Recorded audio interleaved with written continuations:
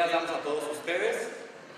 Les damos la más cordial bienvenida a esta sexta edición de la Escuela de la Justicia, evento que la Suprema Corte de Justicia de la Nación, a través de las Casas de la Cultura Jurídica en esta ciudad, ministro Felipe Tena Ramírez, han organizado con la invaluable cooperación y hospitalidad de la Facultad de Derecho y Ciencias Sociales de la Universidad Michoacana de San Nicolás de Hidalgo y la siempre entusiasta participación de las universidades Latina de América, Universidad La Salle Morelia, Universidad Vasco de Quiroga y Universidad Interamericana para el Desarrollo.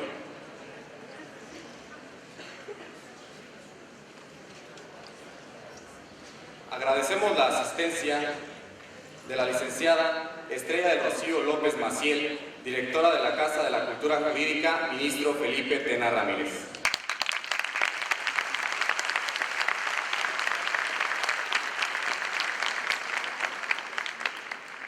Asimismo, damos la bienvenida a la licenciada Virginia Ferreira Reyes, directora de la Escuela de Derecho de la Universidad La Salle Morelia.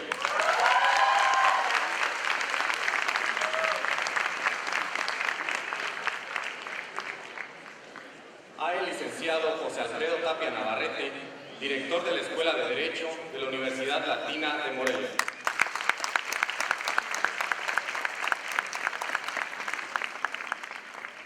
Licenciado Luis Guillén Ángel, director de la Escuela de Derecho de la Universidad Vasco de Quiroga, Campus Morelia.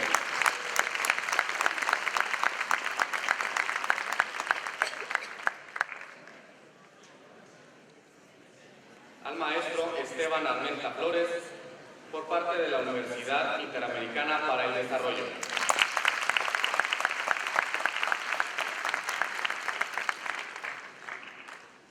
Saludamos con gusto a nuestro anfitrión, el licenciado Gil Arturo del Río Ramírez, director de la Facultad de Derecho y Ciencias Sociales de la Universidad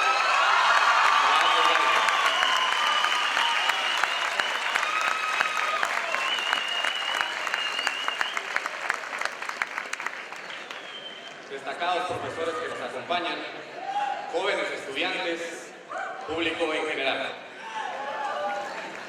La Suprema Corte de Justicia de la Nación, a través de su Dirección General de las Casas de la Cultura Jurídica, ha emprendido la tarea de difundir en la sociedad mexicana la labor de actividades que realiza al resolver los asuntos de mayor trascendencia en el país, entendiendo la realidad del derecho y no solo la aplicación de las normas por su letra, sino mostrando los argumentos y razonamientos jurídicos de los asuntos discutidos ante él. Hoy, gustosos de ver la aceptación que ha tenido el programa de la Escuela de la Justicia, damos paso a la sexta edición en la que hemos sido obligados por la hospitalidad de la Facultad de Derecho y Ciencias Sociales de la Universidad Michoacana de San Nicolás de Hidalgo, en este magnífico recinto, el Auditorio Samuel Ramos, y con motivo de ello, cedo el uso de la palabra a la licenciada Estrella del Rocío López Maciel, directora de la Casa de la Cultura Jurídica, ministro Felipe Tena Ramírez, de esta ciudad, para que se dirija a nuestro amable auditorio.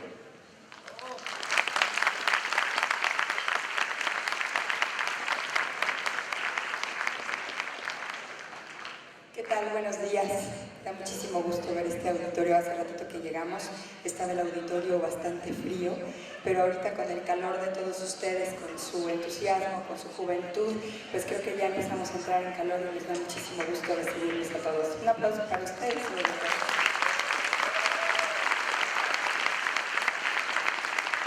Bien, pues llegamos a esta sexta edición. Me da mucho gusto darles la bienvenida también a este evento, a los directores de las diferentes escuelas que en esta ocasión nos han apoyado, brindando también la oportunidad a estos jóvenes que ahora harán esta representación y que les han dado pues este impulso gracias a esta propuesta que las propias universidades han hecho para enviarnos a sus jóvenes brillantes, estudiosos, dedicados, para que ellos mismos asuman esta postura de ministros de la Corte por unas horas. Y créanme que en los ensayos que hemos visto nos van a sorprender gratamente, como ha sido siempre en las ediciones anteriores que hemos tenido de la Escuela de la Justicia. Muchísimas muchísimas gracias al doctor Gil Arturo del Río por su anfitrionía, por el entusiasmo con el que en las ocasiones en que nos hemos apoyado para organizar este evento. Siempre ha sido muy entusiasta, le ha puesto la verdad mucho ánimo, él y su equipo de trabajo a la organización de este evento. Y bueno, pues aquí está para muestra nada menos esta simulación del pleno, que es extraordinaria. Hace 5 años, déjenme les platico un poquito que hace 5 años, cuando nos indicaron realizar el evento de la Escuela de la Justicia, honestamente yo y bueno, el personal de la Casa de la Cultura Jurídica lo vimos con algo de escepticismo. Nos dio un poquito de susto cómo iba a ser esto, qué clase de evento iba a ser, en fin, nos preocupaba un poco la respuesta que pudiera tener también, ¿no? Pero la verdad es que a través de los años y sobre todo por el entusiasta compromiso que han tenido las universidades y sus jóvenes, y sus maestros, por supuesto, es lo que nos ha dado este éxito a este programa. Y ahora pues que llegamos a esta 6ª edición, pues sí, este es un evento eminentemente de jóvenes, es un evento eminentemente académico. Y bueno, para muestra, pues aquí están todos ustedes acompañados también de sus profesores. Quiero darle un agradecimiento muy especial, un reconocimiento muy especial al magistrado Mauro Hernández Pacheco, quien amablemente aceptó fungir como presidente de este evento.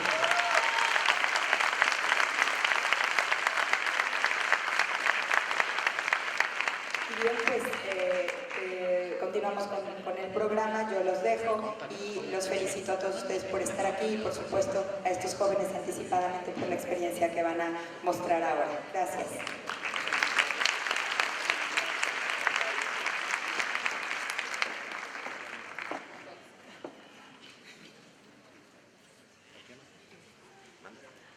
A continuación, cedo el uso de la palabra al licenciado Damián Arévalo Orozco, que es secretario administrativo de la Facultad de Derecho y Ciencias Sociales de esta Universidad Michoacana, para que se dirija a nombre de la institución, dar una bienvenida a nuestro amable auditorio, por favor.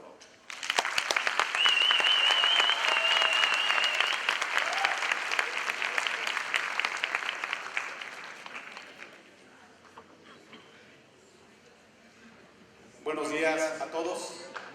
Sean bienvenidos. Le agradecemos a la Casa de la Cultura Jurídica por la oportunidad de traer a nuestro espacio universitario esta representación de una sesión de la Suprema Corte de Justicia, la 6ª representación de la Escuela de la Justicia. Para la Facultad de Derecho sería la 4ª. Una bienvenida a las hermanas escuelas de Derecho de nuestro estado. Tenemos el agrado de conocer a varios exalumnos de la Facultad de Derecho que ahora fungen como directores de estas escuelas. No nos preocupa, son competencia, pero son competencia leal, una competencia de calidad.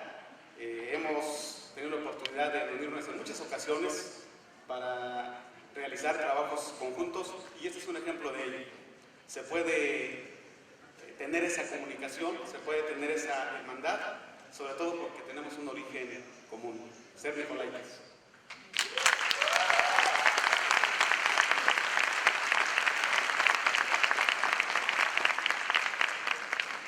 En nombre de nuestro director, el maestro Gil Arturo del Río Ramírez, agradecemos su asistencia.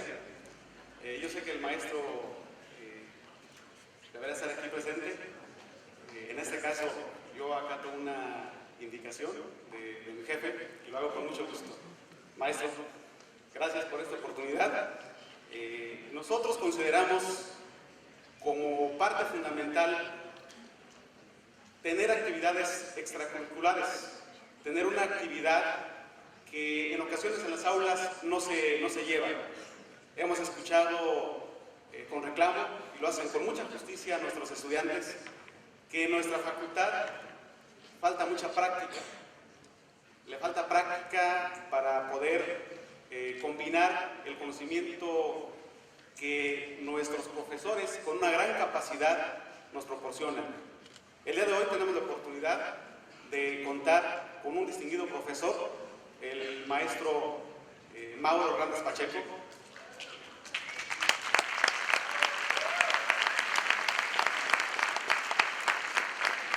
Y como lo hemos tenido con esa disposición a lo largo de toda su trayectoria como profesor universitario, como distinguido juzgador, una persona con una capacidad probada, y el día de hoy tenemos esa oportunidad de que nos pueda transmitir parte de su experiencia como lo ha hecho en las aulas.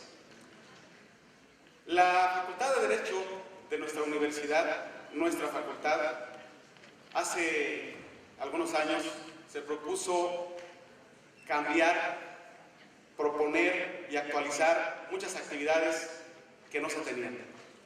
Partiendo de lo que nos han dejado las anteriores administraciones, las bases, hemos logrado consolidar muchos proyectos.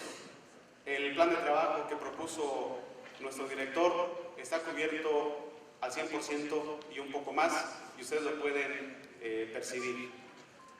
Fuimos evaluados por un organismo nacional, fuimos acreditados por un organismo nacional. No se acreditó una administración, se acreditó nuestra facultad con más de 200 años de tradición jurídica, 213 años.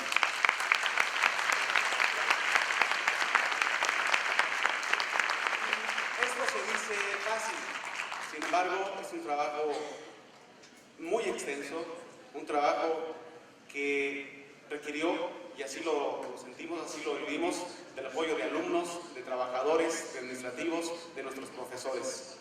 Lo tenemos, vamos a fomentarlo, vamos a seguir en ese camino para poder llegar a la acreditación internacional, en la cual ya se está trabajando, en la cual ya se están buscando el poder cumplir todos los parámetros que ahí se nos indican. Tenemos muchos indicadores que podemos nosotros presumir. La movilidad nacional ha sido un logro palpable. Tenemos alumnos ya cursando algunos ciclos en diferentes instituciones académicas del país. La UNAM, que para nosotros es un referente, cuenta con varios de nuestros alumnos haciendo movilidad en veranos de ciencia, estadías temporales, y además están cursando, más lo han hecho bien, han mantenido los 10 que llevan de aquí, los mantienen allá. Eso nos da el ejemplo de cómo está nuestra comunidad estudiantil. Pero tenemos otros logros, tenemos movilidad internacional. Nuestros alumnos actualmente están cursando grados académicos en España. Y el día de ayer, nuestro director celebró un convenio con una universidad de Italia para que puedan nuestros estudiantes acudir a esos lugares. Ya se están recibiendo las solicitudes en el departamento de vinculación con la maestra Revilla. Hay que anticiparse, hay que hacer trámites, hay que hacer gestión para que tengamos los recursos en tiempo y no nos ganen las prisas en ese momento. Como ustedes pueden apreciar, el trabajo es arduo, el trabajo es continuo. Hay que continuar en esa tendencia de mejorar, de ser mejores. Nosotros vamos a presumir que somos mejores con el trabajo. Hoy vamos a ver parte de ese trabajo. El agradecimiento a nuestros profesores que están aquí presentes, en nuestra comunidad académica, en cuanto al personal académico, podemos decir que es de los mejores, no solamente del Estado, sino del país, y en algunos casos hasta de manera internacional. Hemos tenido la oportunidad de hacer estas comparaciones y los podemos presumir. Tenemos una facultad posicionada, tenemos una facultad que no debemos dejar caer, que no nos ganen los sentimientos, que no nos ganen los grupos. Aquí estamos para poder unificar y sacar adelante los proyectos de todos los interesados, de todos los actores dentro de nuestra institución. Culmino esta intervención con ese saludo de parte del director, de parte de nuestra comunidad, a todos los asistentes, a todas nuestras escuelas hermanas de Derecho, esperando que este acto les sea de gran utilidad para su enseñanza, para su formación integral, que es uno de los planteamientos muy importantes que debe llevar nuestro estudiante, nuestro egresado. Tenemos la medida para hacerlo. La formación integral se ha reflejado en evaluaciones que han hecho organismos nacionales como es el Ceneval. Tenemos la tasa más alta de egresados titulados por este medio a nivel nacional.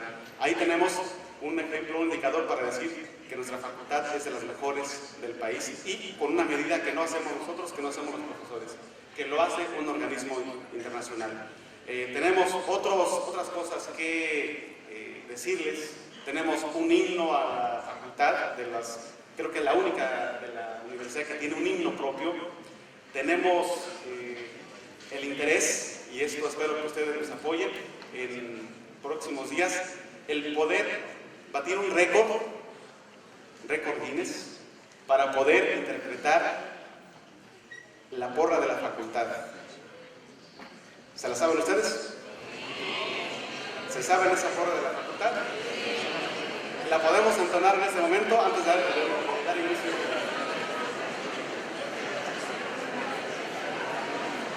Bueno, ustedes dicen a las 3 y esa porra va a ser un ensayo para que próximamente podamos hacerlo a nivel mundial.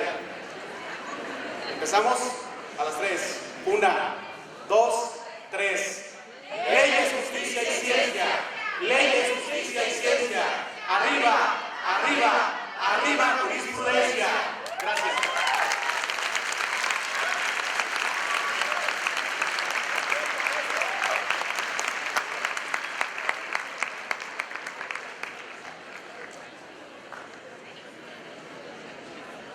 La sexta edición de la Escuela de la Justicia se conforma de jóvenes destacados de la licenciatura en Derecho, fungiendo con el carácter de ministros de la Suprema Corte de Justicia de la Nación, quienes realizarán una representación que reproduzca una sesión del Tribunal Pleno. Además, se cuenta con la participación de un destacado profesor y ex magistrado presidente del Supremo Tribunal de Justicia del Estado de Michoacán, el licenciado Mauro Hernández Pacheco, para que con su vasta trayectoria y experiencia adquirida dentro de la actividad jurisdiccional sea quien coordine y actúe con el carácter de ministro presidente en este ejercicio.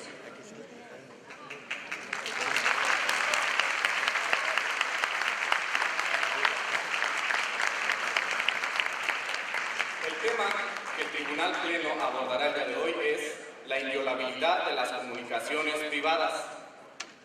A continuación presentaré a nuestro honorable Pleno. Con el carácter de ministro presidente, el licenciado Mauro Hernández Pacheco, de quien me permito hacer una breve reseña cultural.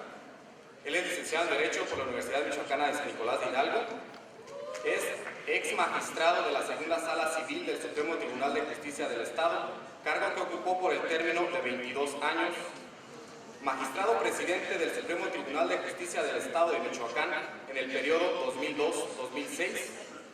Es profesor de la licenciatura en Derecho y del posgrado en Derecho en esta Universidad Michoacana, donde también ha sido consejero universitario profesor y ex consejero técnico profesor en esta facultad.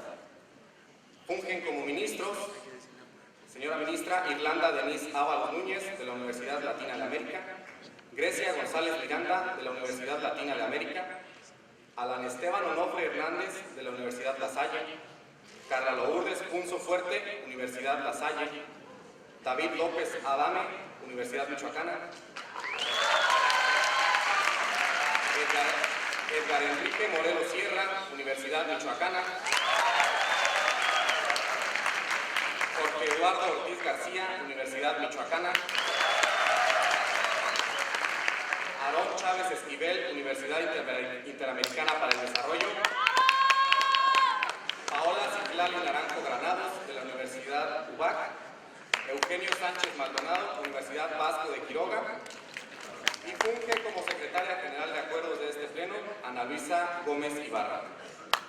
A continuación, seremos testigos de cómo puede y debe abordarse el debate de esta envergadura de forma ordenada, con respeto, tolerancia y seriedad, como presupuesto indispensable para discutir este tema y poder observar la pluralidad de argumentos que en este salón de sesiones se puedan vertir. Así es que solicito a los presentes ponerse de pie para recibir al Pleno de la Suprema Corte y cuando el señor ministro se los indique pueden tomar su asiento.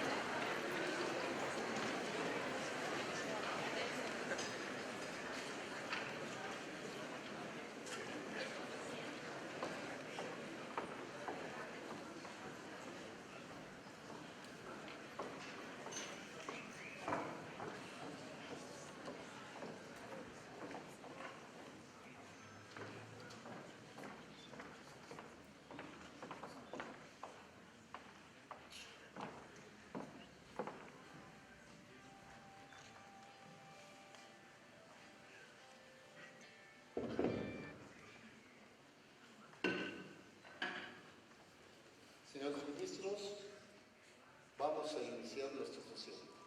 Le ruego a todos, tomen asiento, por favor. Gracias.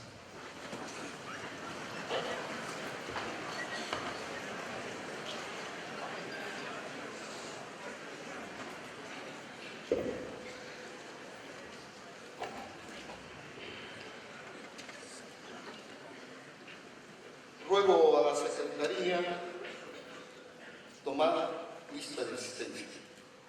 Con gusto, señor presidente. Señora ministra Yolanda Denise Ábalos Núñez. Presente. Señor ministro Edgar Enrique Morelos Sierra. Presente. Señora ministra Carla Lourdes Unzo Villafuerte. Presente. Señor ministro David López Adame. Presente.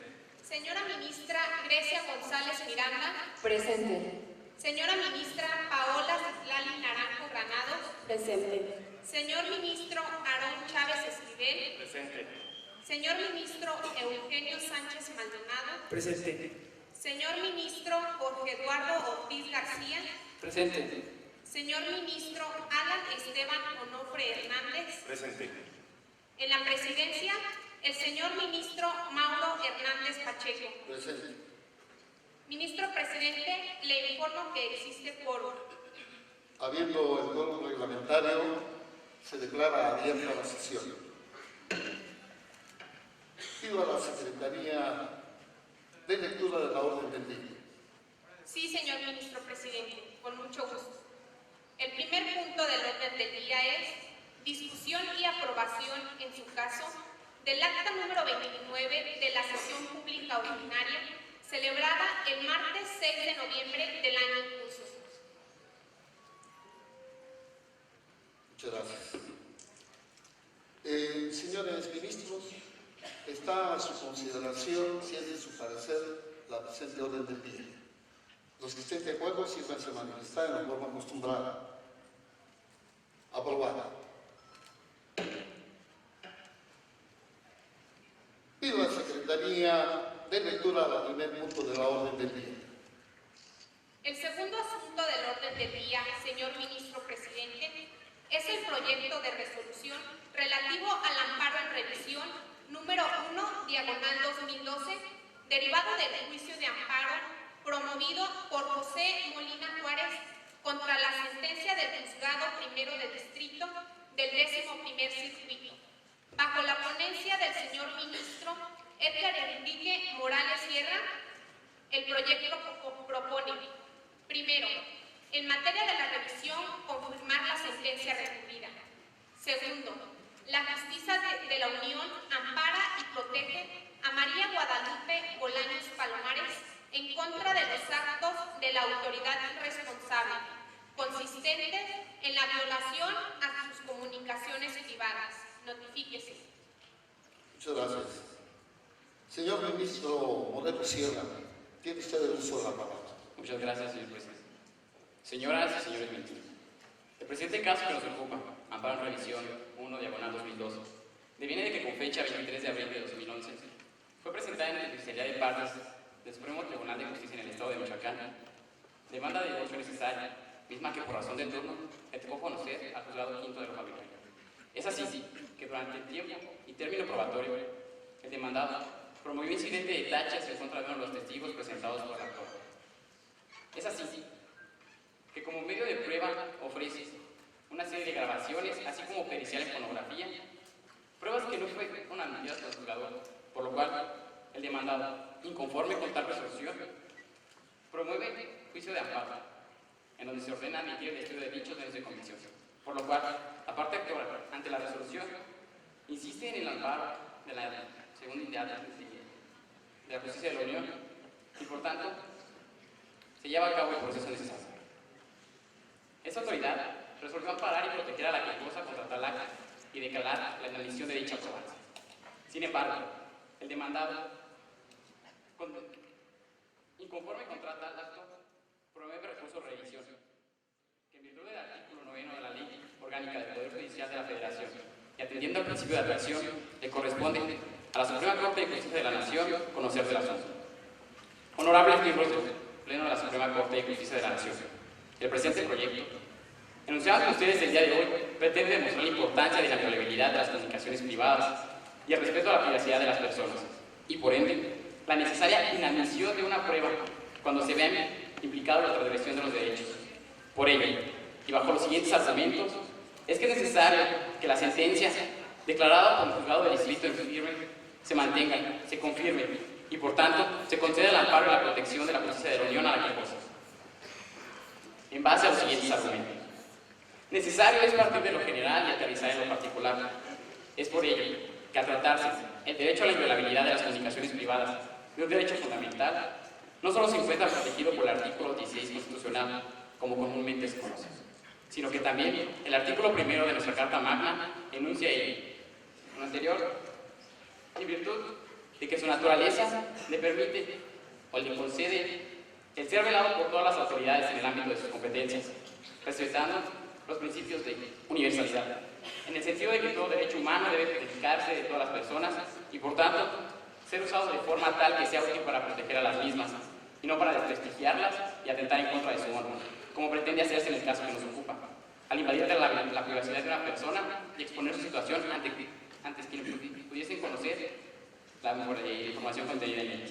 El de dependencia, al ser recíprocos entre ellos, señalando la medida en que el disfrute de un derecho en particular o de un grupo de derechos dependan para su asistencia de la realización de un derecho o grupo de los mismos, lo cual, en el caso que nos ocupa, no se observa, toda vez que el acto realizado atente en contra de un derecho, afectando de esta manera la esfera de protección de un tercero. El principio de indivisibilidad, que se encuentra investido por una visión holística de los derechos humanos, en la que todos deben estar unidos, ya no por razones de dependencia, sino porque de una manera u otra, con ellos, se forma una sola construcción. Por tanto, si se realiza o se viola un derecho, impactará en los otros derechos, más allá de si existe o no una relación de dependencia inmediata entre ellos. Por tanto, y en este sentido, se tiene que al permitirse la admisión de una prueba que es contraria a derechos, se viola no solo el derecho al que se ataca, sino también atenta en contra de la gama de derechos que pudiesen ser inmersos en el conflicto de dicha índole, incluso el del debido proceso, pues atenta en contra de la imparcialidad que debe guardar el juzgador al momento en que a alguna de las partes se le permita hacer uso de una prueba que es contraria a derecho, independientemente de que se alegue que no existe ningún otro medio de probanza, pues bien es sabido que en nuestro sistema de impartición de justicia las partes se pueden valer de cualquier medio de prueba, como lo son la testimonial, la confesional, la documental, la pericial, la instrumental y la presuncional, tanto legal como humana, pero siempre y cuando éstas sean apegadas a derecho y no contrarias a la moral y a las buenas costumbres. Situación que en el sentido de permitir el uso de medios ilícitos no se estaría implementando. Y por último, el principio de progresividad, que implica tanto gradualidad como progreso. La primera de ellas, refiriéndose a la efectividad de los derechos que no habrá de lograrse de una vez y para siempre, sino que trata de un proceso que supone definir metas a corto, mediano y largo plazo. Mientras que el progreso atiende que el disfrute de los derechos siempre debe mejorar, y en el entendido de estos dos elementos, el permitir que se admita una prueba que atente en contra de la inviolabilidad de las comunicaciones privadas y que, por tanto, convalidaría un hecho ilícito, es retroceder en la aplicación de un derecho, es retroceder en la aplicación de una verdadera justicia, retroceder en la protección de los mismos. Ahora bien, el carácter de violabilidad con el que se insiste en las comunicaciones privadas y que se contiene en los párrafos 12º y 13º del artículo 16 de la Constitución Política de los Estados Unidos constituye un derecho fundamental que por su estructura y por el bien jurídico que tutela, como es la privacidad, definida esta según el diccionario de la Real Academia Española como el ámbito de la vida privada que se tiene derecho a proteger de cualquier intromisión. No solo impone límites a las autoridades, sino que además, por el propio artículo en comento manifiesta, las comunicaciones privadas son inviolables. La ley sancionará penalmente cualquier acto que atente contra la libertad y privacidad de las mismas excepto cuando sean aportadas de manera voluntaria por alguno de los particulares que participen en ellas. También atañe a la protección de dicho bien jurídico de actos de particulares, que si bien es cierto no transgrede la violación de derechos humanos por parte de una autoridad, incurre en un ilícito constitucional, lo cual deriva en que si dentro de un juicio de orden civil, entendiendo este como la materia fuera de lo penal, tal probanza debe estimarse contraria a derecho y por tanto no debe de admitirse por el juzgador correspondiente, pues ello implicaría convalidar un hecho que por sí mismo es ilícito. Lo anterior no constituiría una agresión hacia los derechos fundamentales del oferente de dicha probanza, toda vez que su ofrecimiento se lleva a cabo, permitiéndole aportar los medios de convicción que crea convenientes para acreditar su dicho. Sin embargo, cuando ese derecho transgrede la esfera jurídica de algún tercero, debe ser descartado de manera inmediata, ya que la facultad que otorga un derecho fundamental jamás debe servir para cometer un delito. Incluso, la propia Constitución en su artículo 16, párrafo 12, establece que el juez valorará el alcance de estas siempre y cuando contengan información relacionada con la comisión de un delito. En ningún caso se admitirán comunicaciones que violen el deber de confidencialidad que establezca la ley. En ese sentido, el juez tiene la libertad de desechar cualquier medio de prueba en el que se atente en contra de la privacidad de las comunicaciones privadas, incluso con independencia del contenido de las mismas, pues estas guardan una autonomía propia. Por tanto, independientemente del contenido de las comunicaciones, estas deberían estar protegidas por la norma constitucional.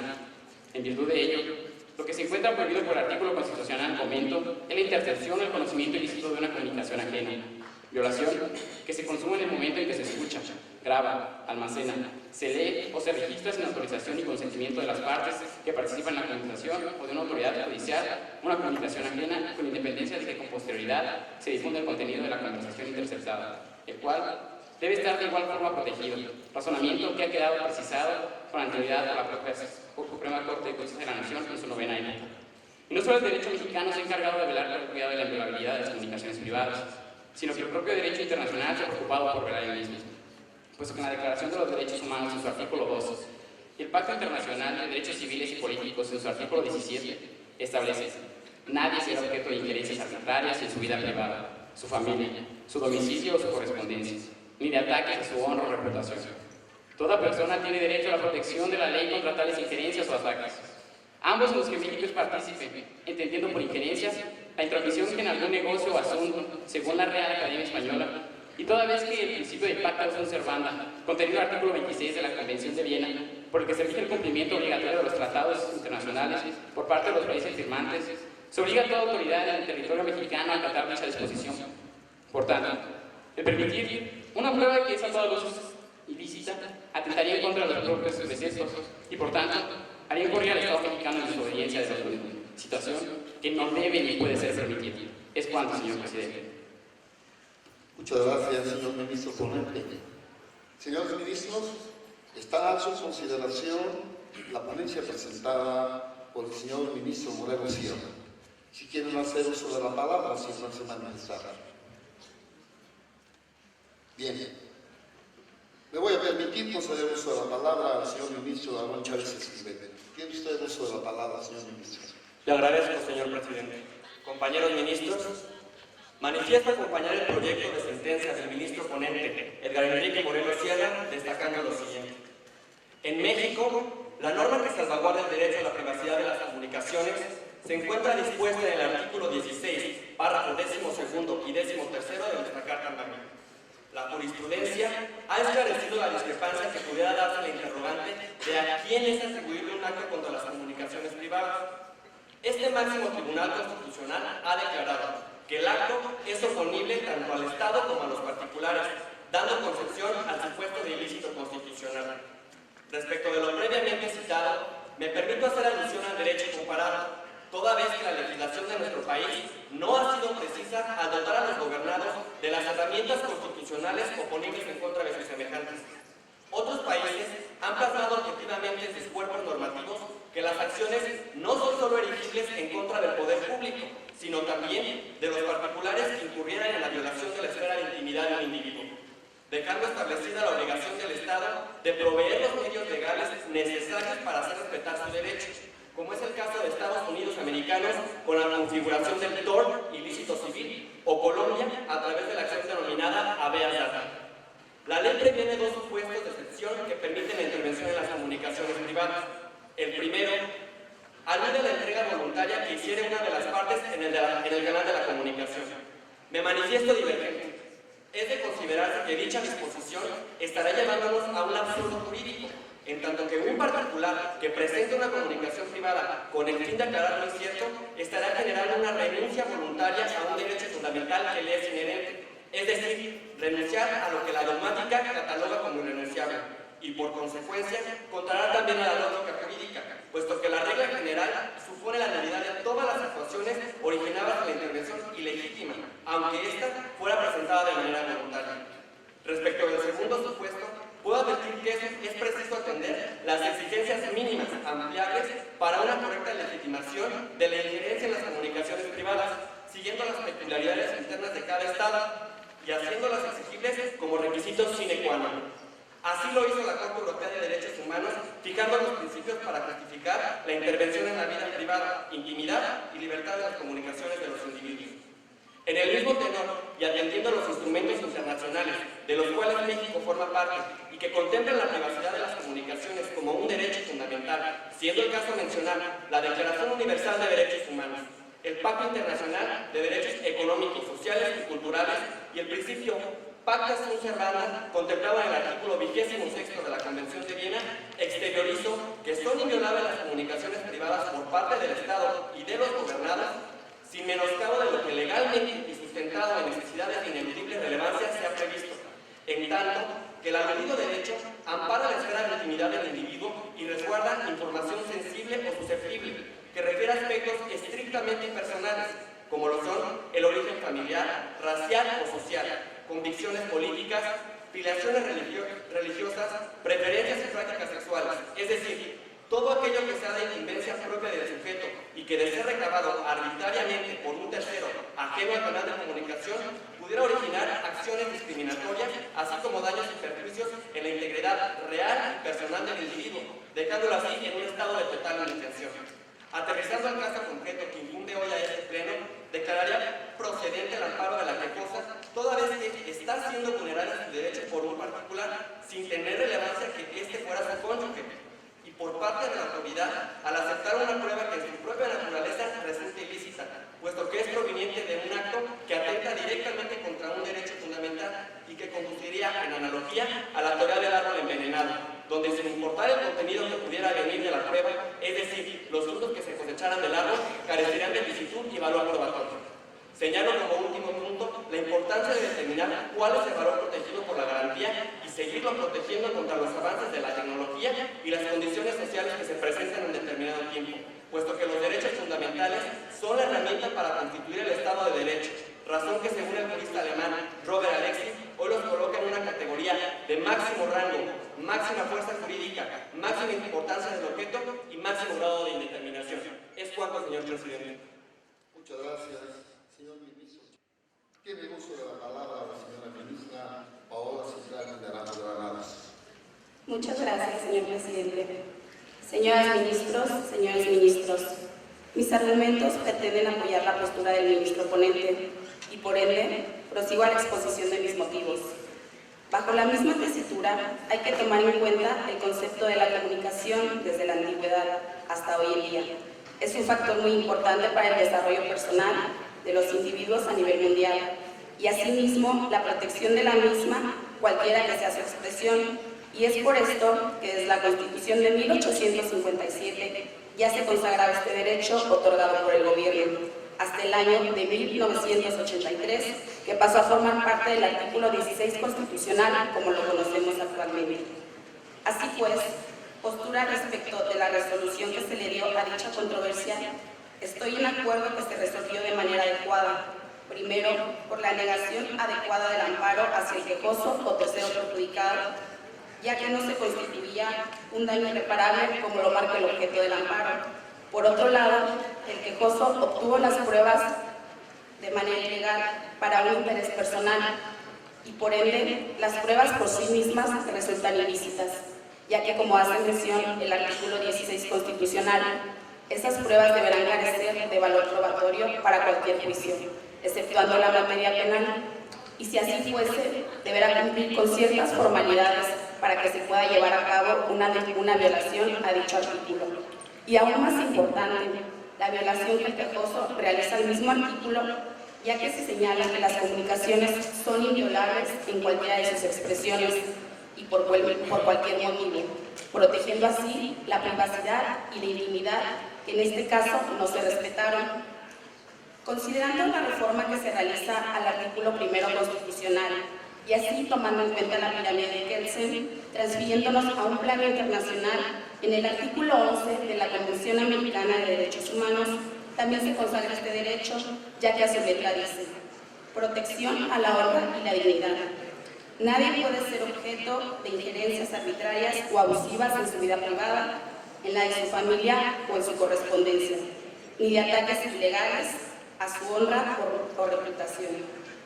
Bajo la misma temática, hay que señalar que ciertos derechos fundamentales, dependiendo de su estructura y contenido, constituyen un límite no solo para las autoridades, sino también para los particulares, tal y como sucede en el derecho a la inviolabilidad de las comunicaciones privadas, ya que se constituye un trabajo conjunto.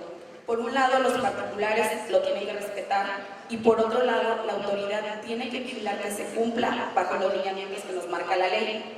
Adicionalmente, debemos enfatizar que la protección de las comunicaciones privadas persevera en el tiempo, tutelando también a los medios que conservan el contenido de las comunicaciones, de modo que, una vez finalizadas aquellas, los soportes materiales que almacenan dicha comunicación devienen también inviolables, ya que siguen siendo material veraz de la prueba. Por todo lo anterior, concluyo que la obtención de llamadas telefónicas fue contraria al derecho a la inviolabilidad de las comunicaciones privadas, que nos señala el artículo 16 constitucional ya abordado, razón por la cual no pudieron tener ningún valor probatorio. Y finalmente, manifiesto que todo elemento probatorio que pretenda deducirse de la violación de derechos fundamentales es de imposible valoración en nuestro ordenamiento. La ineficacia de la prueba no solo afecta a las pruebas obtenidas directamente en el acto constitutivo de la violación de un derecho fundamental, sino también a las adquiridas a partir o a resultas de aquellas, aunque en su consecución se hayan cumplido todos los requisitos constitucionales. Tanto unas como otras han sido conseguidas gracias a la violación de un derecho fundamental, por lo que, en pura lógica y de acuerdo con la regla de exclusión, no pueden ser utilizadas en ningún momento. Es cuanto, señor presidente. Muchas gracias, ministro Naranjo Granados. Tiene uso de la palabra el señor ministro Eugenio Sánchez Maldonado. Muchas gracias, señor presidente. Señoras y señores ministros, mi postura es de acompañar el proyecto del señor ministro ponente con las siguientes consideraciones. La importancia que revisten las comunicaciones privadas como un valor fundamental de la persona que forma parte del libre desarrollo de la misma, nos remite en un primer término al texto constitucional, el cual, en el párrafo 12º del artículo 16, establece que las comunicaciones privadas son inviolables. La ley sancionará penalmente cualquier acto que atente contra la libertad y privacidad de las mismas. Lo anterior se refiere a todo lo que entraña el proceso de la comunicación y su contenido, creando un marco ineludible de legalidad, constitucionalidad, así como de respeto irrestricto a las acciones que tanto el Estado como la autoridad debe observar para no violentar los derechos humanos y los particulares para no incurrir en ningún ilícito. El precepto constitucional es sumamente claro y tiene alcances muy amplios.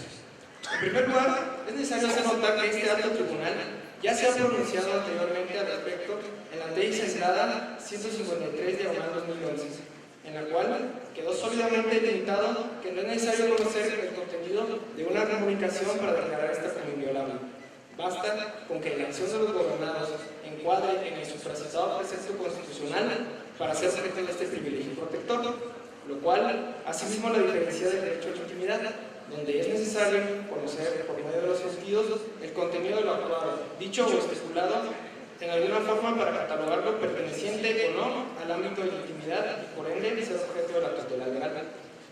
Es evidente que la Carta Magna y los pronunciamientos de este alto tribunal enmarcan que la inviolabilidad de las comunicaciones no solo se refiere a la acción misma de interceptar la comunicación y que la misma norma fundamental sanciona como delictiva, resaltando la capital importancia de su protección, pues se ha puesto a la misma en un rango aún superior al derecho a la intimidad intimidad, ya que de esta es necesario, como se dijo, conocer el contenido del objeto a proteger para sopesar su importancia y los alcances que se le dará a la mencionada tutela, mientras que, a lo que a las comunicaciones se refiere, estas son tuteladas desde el momento mismo en que se emiten, sin necesidad de hacer un juicio de valor sobre su contenido, lo cual sería contradictorio a lo que establece la norma y le dan autonomía formal a las mismas. Llega tal su relevancia que la misma Constitución enmarca específicamente en el párrafo 13º del artículo 16 cuál es el único supuesto que justifica intervenir en una comunicación privada, lo que no hace más que remarcar el matiz superlativo que las mismas tienen. Además, los instrumentos internacionales de carácter vinculante ratificados por el Estado mexicano en ejercicio de su soberanía establecen una protección plena a las comunicaciones privadas, verbigracia la Declaración Universal de los Derechos Humanos, la cual, en su artículo 12º, establece que nadie será objeto de injerencias arbitrarias en su vida privada, su familia, su domicilio o su correspondencia, ni de ataques a su honra o su reputación. Toda persona tiene derecho a la protección de la ley contra tales ataques o injerencias. Lo anterior, además de generalizar una frontera inviolable de derechos humanos oponibles frente a terceros, incluido naturalmente el Estado, exige de este una congruencia total que abarque una protección coactiva frente a que violente el citado derecho humano. Así las cosas, es necesario señalar que cualquier intervención de las comunicaciones privadas fuera del supuesto constitucional señalado constituye, en términos de lo que este mismo acto tribunal ha estipulado, un ilícito constitucional en primer término, y en segundo plano, si son aportadas dentro de un juicio genéricamente civil, entendiendo por esto la exclusión de lo no penal, carecerán de todo valor probatorio, y el juzgador deberá desecharlas del plano en el momento mismo de su ofrecimiento, de conformidad respectivamente con la ley sancionada número 33/2008 emitida por este pleno y la ley sancionada número 161/2000 emitida por la segunda sala. Por lo anteriormente expuesto, considero fundado y motivado el derecho la ratificación de las sentencias de su otorga el amparo y protección en la justicia federal emitida en favor de las quejosas, situación que resulta en el efecto de negar la procedencia del recurso recurrente y finalmente declarar y puntualizar la inviolabilidad de las comunicaciones privadas. Es cuanto, señor presidente. Muchas gracias, señor ministro Sánchez Maldonado. Tiene el uso de la palabra la señora ministra Grecia González Miranda. Muchas gracias, señor presidente. Para decir que también estoy de acuerdo con el planteamiento del proyecto. Mis razonamientos se han centrado en dos aspectos de manera sustancial: el derecho fundamental al secreto de las comunicaciones y el derecho a la vida privada de las personas. Podemos afirmar que cuando un particular realiza la intervención de alguna comunicación privada, la misma entraña un ilícito inconstitucional, toda vez que el artículo 16 de nuestra Carta Magna establece como principio que las comunicaciones privadas son inviolables, lo que implica que ni la autoridad ni los particulares pueden intervenir en una comunicación, salvo en los casos y con las condiciones que respecto a las autoridades establece el propio numeral. Lo anterior quiere decir que el derecho a la legalidad y a la seguridad jurídica de las personas que prevé el dispositivo constitucional aludido lleva implícito la protección del derecho a la vida privada de los gobernados. Como derechos fundamentales, el secreto de las comunicaciones, así como el derecho a la vida privada, encuentran reconocimiento en la Declaración Universal de Derechos Humanos del 10 de diciembre de 1948 en su artículo 12, así como en el artículo 11º de la Convención Americana sobre Derechos Humanos, el Pacto de San José, suscrita en San José, Costa Rica. Ahora, realizando un análisis en base a este artículo de la Convención Americana, las conversaciones telefónicas o de manera particular los registros fonográficos no se encuentran expresamente previstos en el artículo 11º de la Convención. Se trata de una forma de comunicación incluida dentro del ámbito de protección de la vida privada. El artículo 11º protege las conversaciones realizadas a través de las líneas telefónicas instaladas en las residencias particulares o en las oficinas, sea su contenido relacionado con asuntos privados del interlocutor, sea con el negocio o actividad profesional que desarrolla. De ese modo, el artículo 11 se aplica a las conversaciones telefónicas o registros fonográficos independientemente de su contenido, e incluso puede comprender tanto las operaciones técnicas dirigidas a registrar ese contenido mediante su grabación y escucha, como cualquier otro elemento del proceso comunicativo mismo. Por ejemplo, el destino de las llamadas que salen o el origen de las que ingresan, la identidad de los interlocutores, la frecuencia, hora y duración de las llamadas. aspectos que pueden ser constatados sin necesidad de registrar el contenido de la llamada mediante la grabación de las conversaciones. En definitiva, la protección a la vida privada se concreta en el derecho a que sujetos distintos de los interlocutores no conozcan ilícitamente el contenido de las conversaciones telefónicas o de otros aspectos, como los ya mencionados propios del proceso de comunicación. Por tanto, el secreto de las comunicaciones constituye una garantía objetiva que protege cualquier comunicación con independencia de su contenido, es decir, tanto si se trata de una comunicación referida a aspectos íntimos como si tiene por objeto cualquier otra cuestión, aunque sea intrascendente. Pero lo protegido por el derecho no es solo el contenido de la comunicación, sino también el soporte de la misma y las circunstancias que la rodean. Ahora, desde la óptica del derecho a la vida privada o a la intimidad personal, este derecho ha sido conceptualizado como la prerrogativa que tienen los individuos para no ser interferidos o molestados por persona o entidad alguna en el núcleo esencial de las actividades que legítimamente deciden mantener fuera del conocimiento. El bien jurídico que se protege con este derecho es la tranquilidad y la dignidad de las personas, derechos que les permite el libre desarrollo de su personalidad.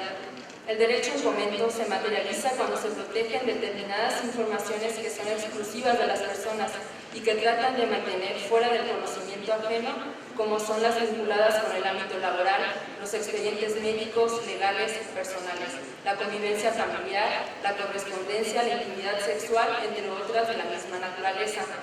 El derecho a la vida privada o a la intimidad de las personas constituye uno de los límites clásicos del derecho de acceso a la información.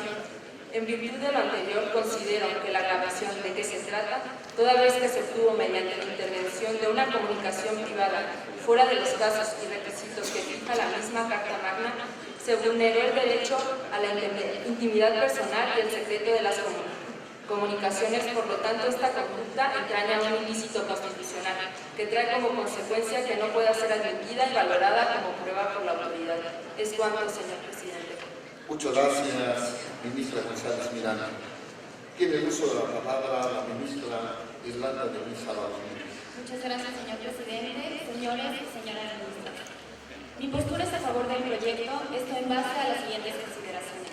El artículo 16 constitucional salvaguarda el derecho a la privacidad, al señalar que las comunicaciones privadas son inviolables. Este derecho, a su vez, se encuentra consagrado a nivel internacional, en la Convención Americana de Derechos Humanos, en su artículo 11, que señala: nadie puede ser objeto de injerencias arbitrarias o abusivas en su vida privada, en la de su familia, en su domicilio o en su correspondencia, ni de ataques ilegales a su honra o reputación. Con el paso del tiempo se ha ido evidenciando que las autoridades no son las únicas que pueden violentar los derechos humanos, sino que también los particulares pueden hacerlo. Verbigracia, el derecho a la no discriminación, la prohibición de la esclavitud o la inviolabilidad de las comunicaciones.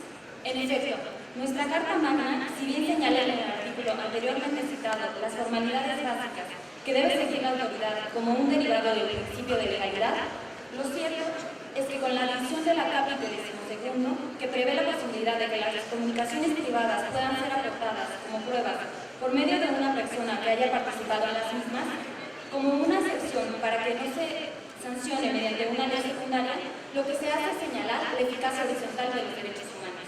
Esto puede ser mayormente entendido si partimos de la idea de que los derechos humanos son inherentes al ser. Por lo tanto, estos pueden entrar en colisión al invadir la esfera jurídica de otros, debiendo hacer una ponderación de los mismos. Esto nos permite elegir que ningún derecho puede ser absoluto y que encuentra su límite con los derechos de las demás personas. Por lo que, en el caso que nos concierne, la inviolabilidad de las comunicaciones encuentra su límite en la frontera de la conducta penal, toda vez que ningún derecho fundamental puede servir para la comisión de delito. Bajo esta tesitura, es importante señalar que debe entenderse por el derecho a la privacidad, siendo aquel por virtud del cual una persona tiene la facultad de excluir o negar a las demás del conocimiento de ciertos aspectos de la vida que solo a esta le incumben. Por lo tanto, su protección tiende a evitar las injerencias no deseables e indiscreciones abusivas. De tal suerte que, si bien es cierto, la institución del matrimonio implica la idea de dos personas que se unen en una vida en común, compartiéndose gran parte de la intimidad y la vida privada, lo cierto es que esto no se obedece para que cada uno de los cónyuges conserve su intimidad sus derechos humanos incólumes, puesto que los mismos les son inherentes, por lo que no puede ser objeto de injerencias por parte del otro cónyuge en aquellas cuestiones que impliquen una violación a su dignidad. En este sentido, con el problema de la admisibilidad de la prueba ilícitamente obtenida, se perfila una encrucijada de intereses, en virtud de la cual entran en conflicto dos circunstancias.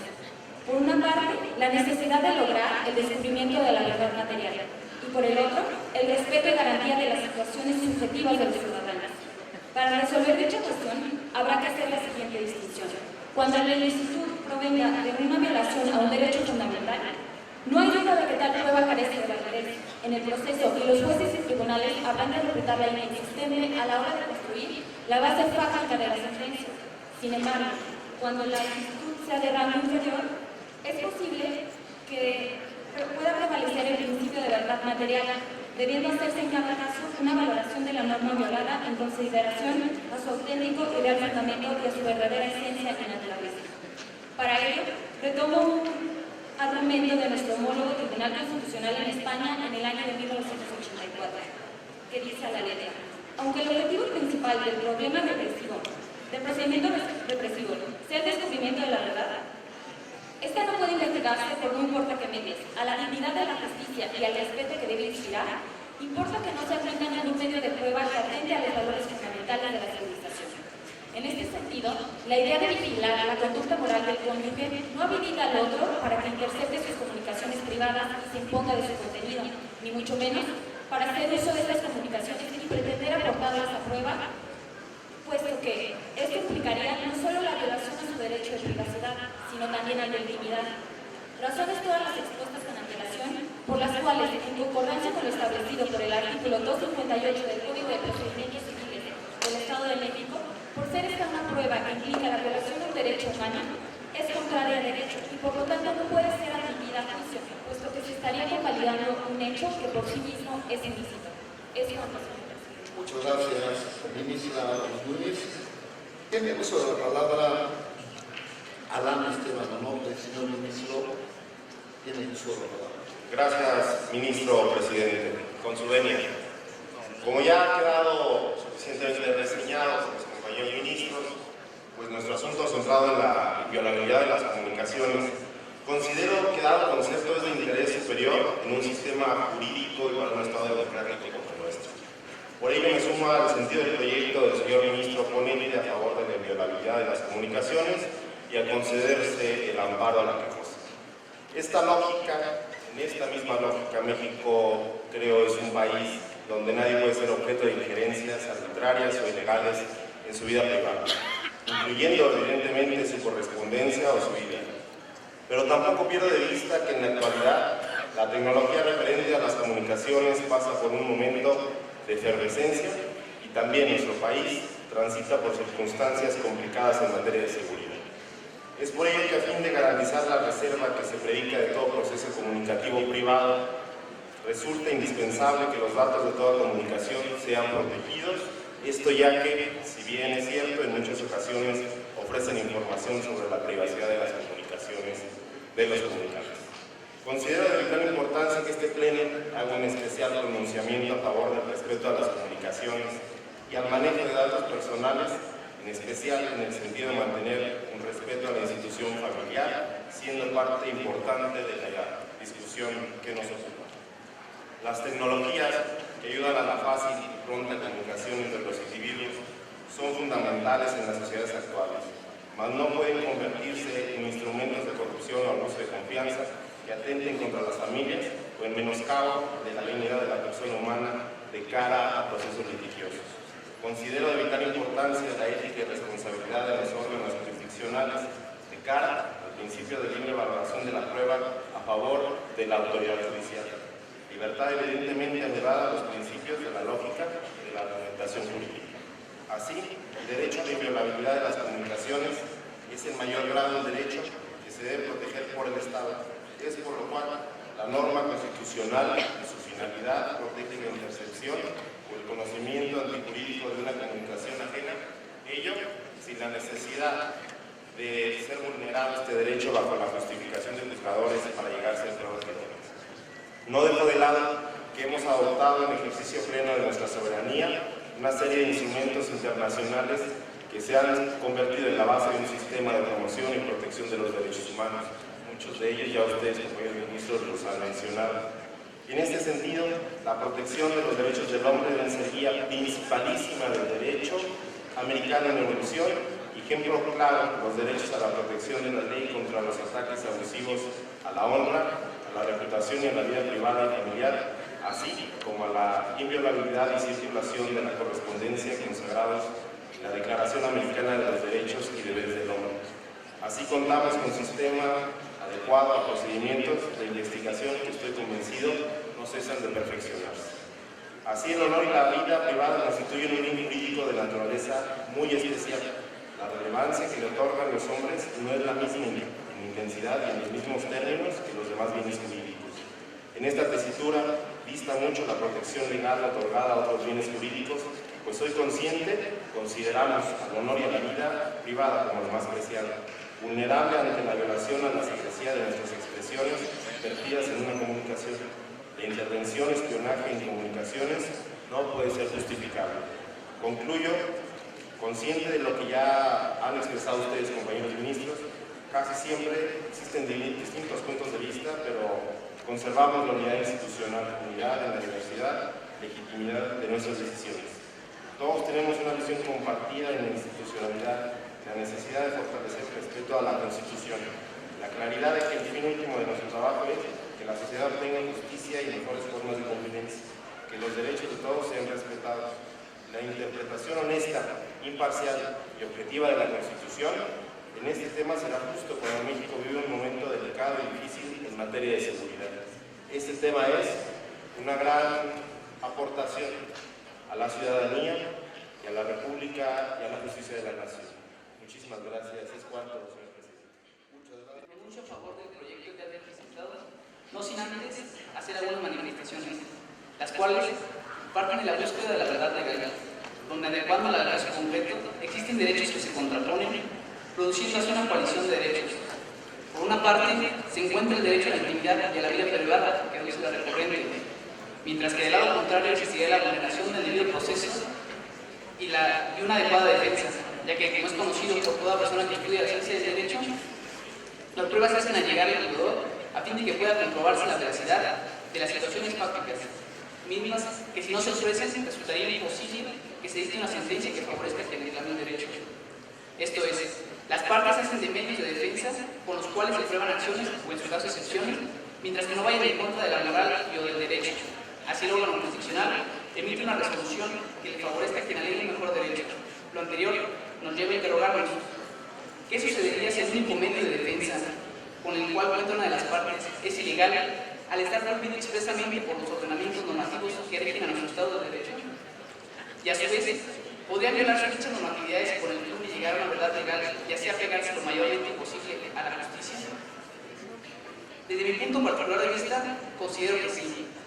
Si la única prueba que es posible llegar a una de las partes es una comunicación privada, misma que no se encuentra situada por supuesto en nuestro artículo 16 constitucional en su párrafo 12º y 13º, pero que por su trascendencia, al ser la única prueba, puede valer la sentencia afectando de forma trascendental el derecho a la defensa y con esto debilitar la administración de la justicia a la que tiene derecho todo gobernado, menoscabando la protección que le tendría que otorgar un Estado de Derecho como el de su parte. Considero que debería ser valor probatorio. Sin embargo, no debemos olvidar que una de las funciones de los ministros al momento de conformarnos en pleno o trabajar en salas es hacer una sana interpretación de nuestra ley suprema y los tratados internacionales. Por lo que de forma breve me pronuncio a favor del proyecto propuesto por el ministro Enrique Morelos Sierra, toda vez que se debe dar amparo en institución federal a la recurrente contra el acto reclamado, ya que la inviolabilidad de las comunicaciones privadas, en el caso en particular de la llamada telefónica, está contemplada por el artículo 16 de la Constitución Política de los Estados Unidos Mexicanos en su párrafo 12º. Asimismo, dicho artículo contempla los casos en que se efectuará dicha inviolabilidad en estricto sensu lo es cuando sean aportadas de forma voluntaria por algunos de los particulares que participen en ella, o bien cuando contengan información relacionada con la comisión de un delito. Y en relación al asunto que nos trae a discutir el tema de esta sesión, no se da ninguno de los dos casos. Siguiendo con el análisis, y como ya se ha mencionado en reiteradas ocasiones por ustedes ministros en esta sesión, En el ámbito internacional podemos observar lo contemplado por la Convención Americana de los Derechos Humanos, así como el Pacto Internacional de Derechos Civiles y Políticos, que de forma total protegen el derecho a la inviolabilidad de las comunicaciones privadas. Esto es, los máximos ordenamientos jurídicos protegen el derecho a la intimidad y a la privacidad, y a su vez condena la violación a las mismas. Además que en reiteradas ocasiones, este tribunal ya se había pronunciado respecto a este tema, por lo que resultaría una atrocidad manifestarme contrario a los máximos ordenamientos jurídicos, por lo que en conclusión me adhiero a lo establecido por el proyecto presentado el día de hoy, a fin de que este alto tribunal le conceda al amparo la protección de la justicia de la Unión, a la que cosa a fin de que no se admitía la prueba que contraviene nuestra Carta Magna y a los convenios internacionales celebrados y respetados por nuestro Estado. Es cuanto, señor presidente. Muchas gracias, señor ministro García. Tiene el uso de la palabra la señora ministra Carla López. Gracias, señor presidente. Señores ministros, señoras ministras. Por mi parte, acompaño el proyecto presentado por el ministro ponente y sin afán de redundar en las consideraciones hechas, es preciso reafirmar lo que el texto constitucional expresa concretamente y sin dar lugar a ambigüedades. Y cito: las comunicaciones privadas son inviolables. Punto. Si bien la Corte, como máximo órgano interpretador de la Constitución, tiene la facultad de discernir aquellos preceptos cuya esencia e intención no se encuentre clarificada, cabe decir que este no es el caso, pues estamos en presencia de la prohibición literal de transgredir el derecho a la intimidad y a la vida privada de la persona, prohibición extensible tanto a la autoridad como a los mismos particulares. Tratándose específicamente del artículo 16, cuya existencia constituye una serie de prerrogativas para los individuos que, como anteriormente mencioné, no solamente involucran a la autoridad respecto a su observación y reconocimiento de las mismas, sino que también establece el orden general que debe de existir para toda la sociedad, en igualdad de derechos y obligaciones, y que la misma debe de fungir como vigilante y mediadora para que tales derechos y libertades no transgredan las de otros, así descrito por el artículo 1 de la propia Constitución Federal ya aludido en el proyecto. No obstante, dada la naturaleza del asunto del cual hoy conoce este alto tribunal, se han postulado una serie de consideraciones fuera del caso concreto que bien valdría la pena ser objeto de análisis minucioso y objetivo, como lo es el cuestionamiento sobre el derecho a un debido proceso. Mi ejemplificación versa pues sobre la posibilidad de encontrar una colisión de derechos y que en el asunto que nos atañe recae sobre la incógnita de que quizá al intervenir el instrumento telefónico para darle la naturaleza de prueba y que ésta a su vez fuese la única con la que contase para llegar a la verdad dentro del proceso civil en cuestión, pareciera a simple vista que encontramos en ello una limitante a la garantía de defensa establecida por el 14 constitucional y que lo pone notoriamente en desventaja frente a su contraparte. Por lo anterior, me adhiero al argumento de que se trata de un medio ilícito, una herramienta pigmentada de ilegalidad con la que se pretende destapar una verdad, dejando un hueco en la construcción de lo que se busca sea un proceso justo, irrumpiendo en la esfera de derechos de una persona, siendo que estos no pueden subsistir si se lesiona su voluntad. Sin embargo, surge en mí la inquietud que, tratándose de comunicaciones privadas, encontramos dos elementos. Por un lado, el derecho a la intimidad de la persona y por el otro, la prohibición de ejecutar actos violatorios de éste, que habrá de ser penados por la ley, partiendo del término que la propia Carta Magna establece al decir son inviolables. En atención a este último concepto, en el cual se opone la excepción de que exclusivamente la autoridad competente en materia penal puede otorgar autorización para intervenir comunicaciones por razones de delincuencia organizada y que a su vez prohíbe se otorgue una misma para las demás materias, entre ellas la civil, considero debería ser motivo de posterior estudio, ya que si bien no se trata de una excepción por razones de seguridad nacional, sí implica los derechos que cada individuo posee y que al no existir una legislación verbigracia en materia cibernética, dada su efervescencia tecnológica que cada día rebasa el derecho, citando al ministro Onofre, pueden situarse en una inevitable vulnerabilidad. La discrepancia que surge pues del análisis de dicho proyecto consiste en que tanto el derecho a un debido proceso como el derecho a la privacidad están erguidos en una línea de equidad y legalidad que busca dar lugar a una rectoría normativa para todos los individuos, por lo que no debe de ubicarse a la ley en un ámbito de luminosidad fraccionada y subjetiva. De ser así, se correría el riesgo de desestabilizar el sistema jurídico que nos rige y cuya intención teleológica pues es precisamente el garantizar a todos los ciudadanos una correcta administración de justicia. De tal manera que este órgano no se puede pronunciar a favor de vulnerar un derecho para preservar otro, sino por el contrario. Es nuestro deber establecer los criterios de interpretación lo suficientemente amplios y concisos que puedan dar lugar a una mayor administración de justicia para las partes, así como propiciar que el resto de los poderes de la Unión, a través de sus autoridades que los representan, se ubiquen en el mismo plano imparcial de preservadores de derechos humanos. Por lo tanto, me postulo en sentido afirmativo a que se otorgue el amparo y la protección de la justicia federal a la quejosa y considero conveniente sean materia de futuro análisis las concepciones emanadas del estudio del caso. Es cuanto, señor presidente. Muchas gracias, ministro Alfonso Villacuerta. Finalmente, señor ministro Gómez Adame tiene el uso de la palabra. Muchas gracias, señor presidente. Compañeros ministros, desde este momento yo me manifiesto a favor del proyecto presentado por el ministro ponente en cuanto al sentido. No obstante, sugiero se modifique el proyecto en el aspecto que versa sobre la interpretación de los párrafos 12º y 13º del artículo 16 constitucional. Ello en el sentido de que el proyecto del ministro ponente señala que son inviolables las comunicaciones privadas dentro del ámbito civil, entendiéndose por ámbito civil toda materia que se excluya de la materia penal.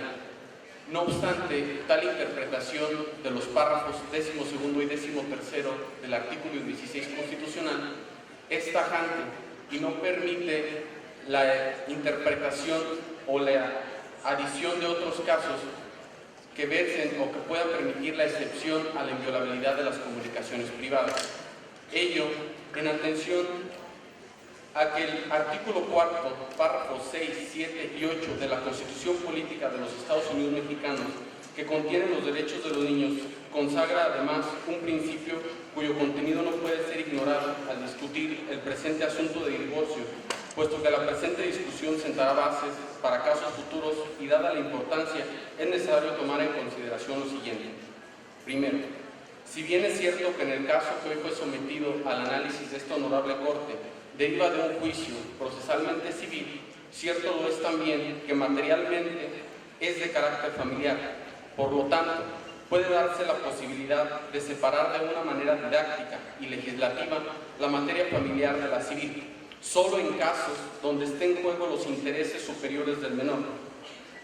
Ello en atención de prever dentro del quehacer jurisdiccional la posibilidad de toparnos con casos tan delicados y tan importantes que sea necesario hacer una excepción en materia familiar.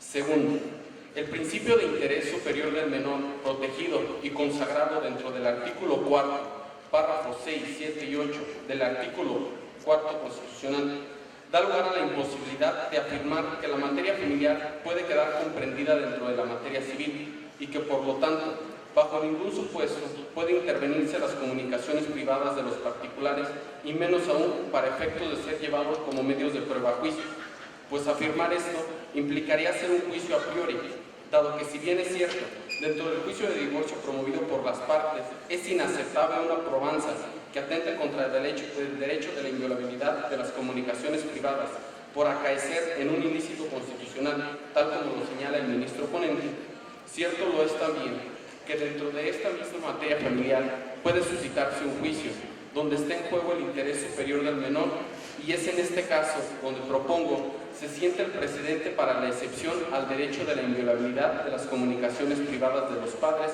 en atención a que aquel principio, el interés superior del menor, es de mayor jerarquía aún que los derechos que protegen a los adultos y en este caso a los padres. Tercero, que en base al interés superior del menor ya se han establecido las jurisprudencias con número de registro 162.561 y 162.562, cuyos rubros son interés superior del menor, su relación con los adultos, e interés superior del menor, su concepto, cuya lectura se interpreta que el interés superior del menor como derecho al bienestar personal, familiar y social, debe de preponderarse por encima de los derechos de los adultos, es decir, que estos derechos pueden ser vulnerados de manera legítima solo cuando se persiga la satisfacción del interés superior del menor, lo que nos lleva a afirmar fundadamente que el derecho a la inviolabilidad de las comunicaciones privadas que pueden llegar a tener los adultos puede verse irrumpido justificadamente cuando de por medio se discutan situaciones relacionadas con la satisfacción del interés superior del menor. También, dentro de la materia familiar, puede darse el caso que deba protegerse el interés superior del menor por encima de cualquier derecho que pueda tener alguna de las demás partes involucradas en el juicio, pero ello no implica que al capricho del representante legal particular del menor se puedan intervenir las comunicaciones privadas de los adultos, ya que atentaría contra el espíritu del propio artículo 16 constitucional. De esta manera, propongo la intervención de las comunicaciones privadas con vistas del interés superior del menor debe de ser autorizada por un juez siempre y cuando sea solicitada por las mismas autoridades que en materia penal se exigen, es decir, en caso de permitirse la excepción en referencia en materia familiar y en este caso hipotético, debería de cumplir con los mismos requisitos que la materia penal exige, ello con la finalidad de vulnerar en lo menos posible el derecho de los adultos en materia de inviolabilidad de las comunicaciones privadas. Así, en conclusión, solicito de manera atenta se modifique el proyecto del ministro ponente en relación con la interpretación de la exclusión de las materias sobre las cuales no debe intervenirse las comunicaciones privadas.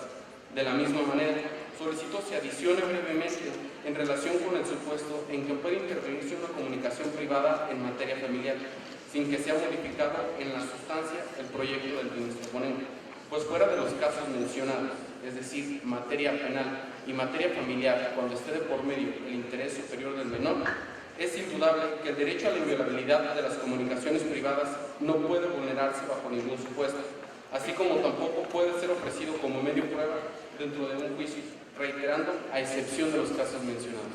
Es cuanto, señor presidente. Muchas gracias, señor ministro López Adame. Señores ministros, ha sido ampliamente debatida y considerada la ponencia del señor ministro. Si alguno de ustedes tiene alguna otra intervención. No siendo así, le pido a la Secretaría proceder a tomar la votación reglamentaria respecto de este asunto. Sí, señor ministro presidente, con mucho gusto. Señora ministra Paola Citlali Granado. A favor de la propuesta. Señor ministro David López Adame. A favor en el sentido del ministro proponente. No obstante, solicito con todo respeto si está dispuesto a adicionar los argumentos vertidos con anterioridad.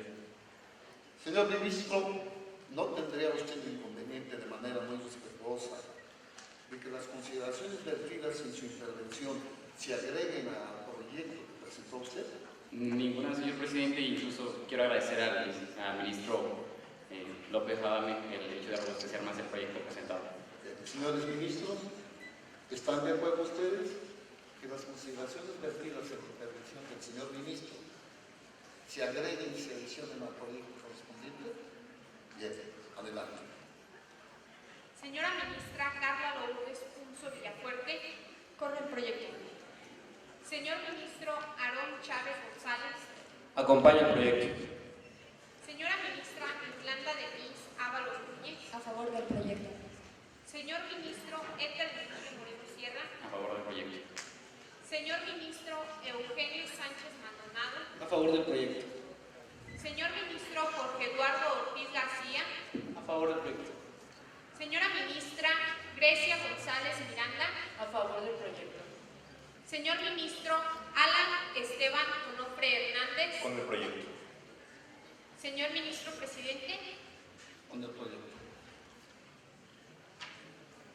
Señor ministro presidente, informo que tenemos una votación unánime, con la salvedad de lo manifestado por el señor ministro López Adame. Muy bien, muchas gracias. Tomando en consideración la votación que se ha recibido, se declara que el proyecto presentado por el señor ministro ponente ha causado y se declara aprobado. En tal virtud constituye jurisprudencia por virtud del número que se integró en su votación. Ruego a la Secretaría de cuenta con la orden del día. Con gusto, señor ministro presidente. El tercer punto del orden del día es asuntos generales. Señores ministros, ¿tienen alguno de ustedes algún asunto que en lo particular y dentro de los asuntos generales desee tratar? No habiendo asunto que tratar, se levanta la sesión y se ruega a los señores ministros su presencia para la próxima sesión, que tendrá lugar el martes 13 de este mes. Gracias.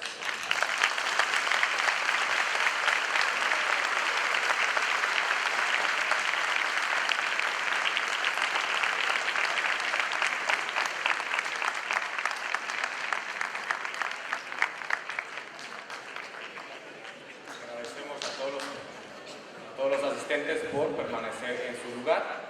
En este momento vamos a hacer entrega de los reconocimientos a cada uno de los participantes y ruego que suba a este escenario el licenciado Pilaturo de Ramírez y la licenciada Rocío López Maciel.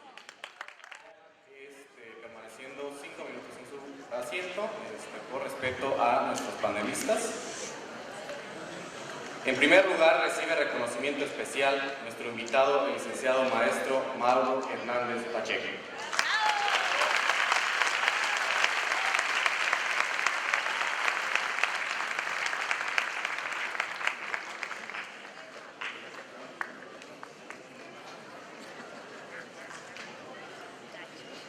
Recibe reconocimiento como ministra la señorita Irlanda Denise Ábalos Núñez.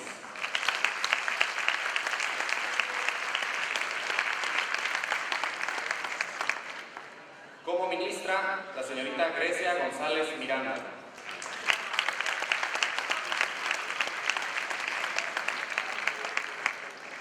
Como ministro, el joven Alan Esteban Onofre Hernández.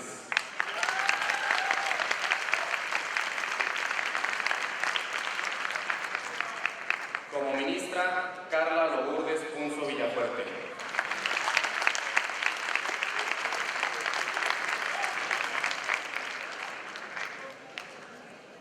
Como ministro, David López Adame.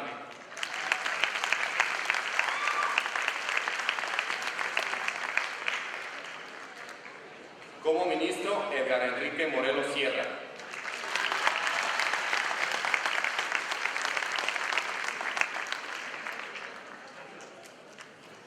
Como ministro, Jorge Eduardo Ortiz García.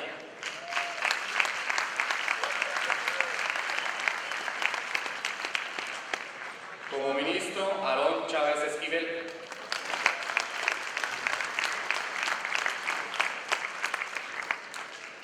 Como ministra, Paola Citlali Naranjo Granados.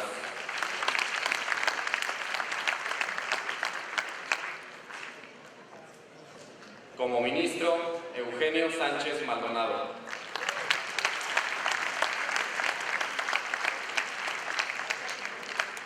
La señorita Ana Luisa Gómez Ibarra, secretaria general de Acuerdos.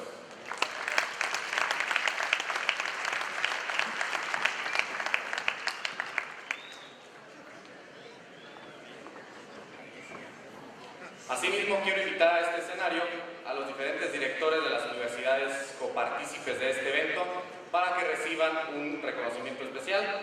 Invito a la licenciada Virginia Ferreira Reyes para que reciba reconocimiento a nombre de la Universidad La Salle de Morelia.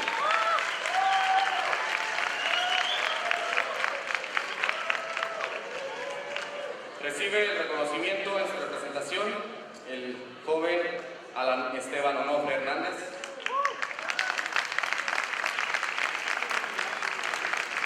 Invitamos a pasar también al licenciado José Alfredo Tapia Navarrete, a nombre de la Universidad Latina de América.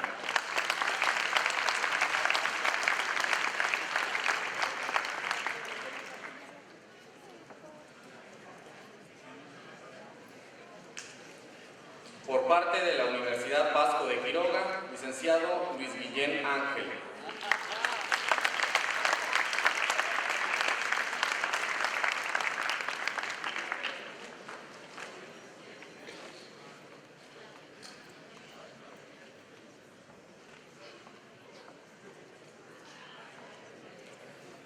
Por parte de la Universidad Interamericana para el Desarrollo, maestro Esteban Armenta Flores.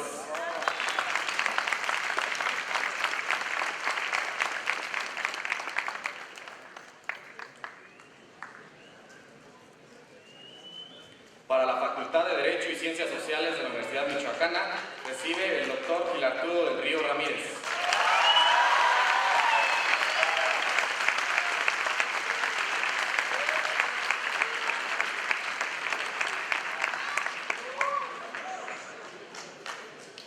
Con esto, agradecemos de manera muy especial la presencia de cada uno de los miembros en el presidium, los compañeros que fungieron como ministros, especialmente el licenciado Mario Hernández Pacheco, ministro presidente. A todos ustedes, amable auditorio, el haber permanecido en su lugar y estar compartiendo con nosotros esta sexta edición de la Escuela de la Justicia, organizada por la Casa de la Cultura Jurídica, ministro Felipe Tena Ramírez. Tengan ustedes buena tarde.